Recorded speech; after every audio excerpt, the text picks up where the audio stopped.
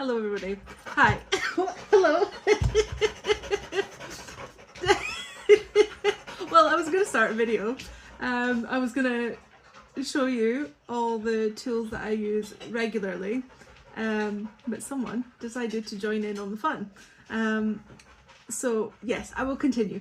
Today I'm going to show you all the tools that I highly recommend and the ones that I use absolutely every day, nearly with every project that I do. So let's jump into downward view. Okay, so tool number one that I'm going to show you is a slotted tool. As you can see, there is a slit that runs through the center of this tool, and this one is to help you to roll your coils. This leads you on to a next tool, which is called a circle sizer.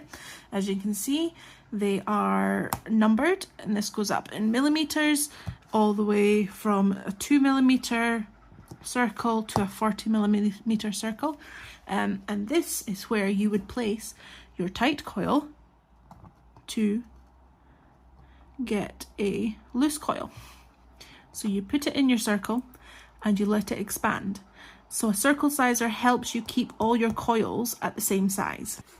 Needle point tweezers and needle point scissors both are very helpful in getting into tight places and helping you maneuver your coils around in your designs. Can't recommend these more. Needle point is the way to go. Glues. I use two different types of glue, regular PVA glue and a fabric glue. I'll use this very irregularly. This one I will use 95% of the time. It is a fabric glue. It dries extremely quickly. Can't recommend this enough. I'm sure other fabric glues will be the same, but this one, magnificent. Paper crimpers. Absolutely love a paper crimper. It helps to add dimension and texture to your designs. I have two different paper crimpers here. This one is a wider cog, and then there's two different ones on here. All you do is you slot it in. Oh, boop the camera, sorry. All you do is slot it in and turn. And there you have it. This one was made on this one. This one was made on the finer one on this one. Love these. Quilling combs. Now there's two that I have. One has a finer and a wider, and this one is an ultra fine one. Ultimately these are just grooming tools for animals, but a lot of quillers use these to make different leaf shapes, different wheat eaters, grasses, feathers. Not something that I have explored very much of at the moment, but I'm looking to explore more in the future. A husking board.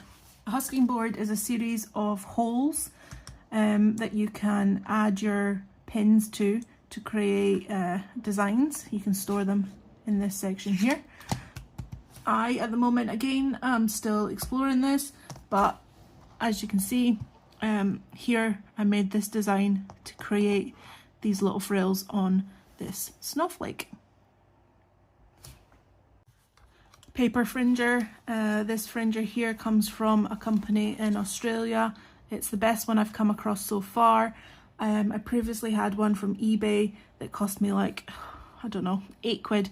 Hated it. It was so temperamental, but this one works every time. You slot your paper in here. You can go up to 1mm with 1 inch width piece of paper. This one is just a 10mm. You can, using this is it called Allen key? I don't know what that's called. Using this here, you can adjust in here, and you can adjust in here the length of the cut, how far it goes down into the paper, and you can adjust how far apart your cuts are going to be. You just use this lever, and this bit, it moves here, it slides it in, pushes it through, and it creates fringe paper. So I hope you enjoyed that. I know that was a bit rapid fire, but those were just some of the tools that I like to use regularly pretty much all day, every day when I'm doing my quilling. If you'd like to know any more information about a particular tool, please let me know and I'll be happy to make a more in-depth video. But yeah, I hope you enjoyed this video. Bye!